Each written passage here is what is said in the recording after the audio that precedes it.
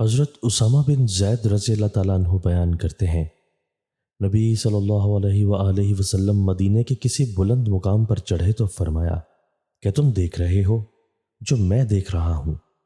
انہوں نے عرض کیا نہیں۔ فرمایا بے شک میں فتنے دیکھ رہا ہوں جو تمہارے گھروں میں بارش کے قطروں کی طرح داخل ہو رہے ہیں۔ حضرت ابو ہریرہ رضی اللہ تعالیٰ عنہ بیان کرتے ہیں، رسول اللہ صلی اللہ علیہ وآلہ وسلم نے فرمایا، زمانہ قیامت کے قریب ہوتا جائے گا،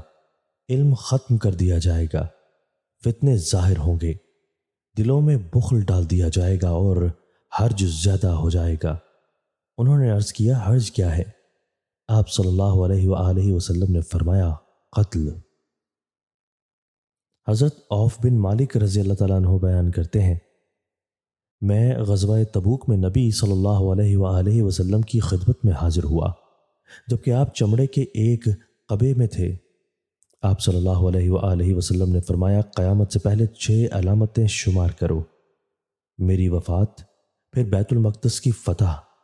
پھر ایک وبا جو تم میں اس طرح پھیل جائے کہ جس طرح بکریوں میں طاعون کی بیماری پھیل جاتی ہے،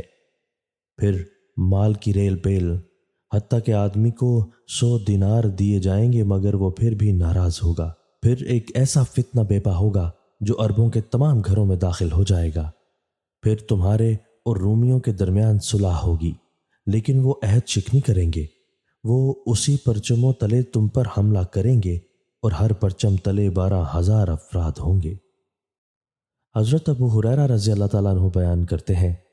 رسول اللہ صلی اللہ علیہ وآلہ وسلم نے فرمایا نیک اعمال کرنے میں جلدی کرو،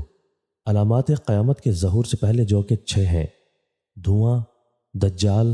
دابت الارض اور سورج کا مغرب سے طلوع ہونا،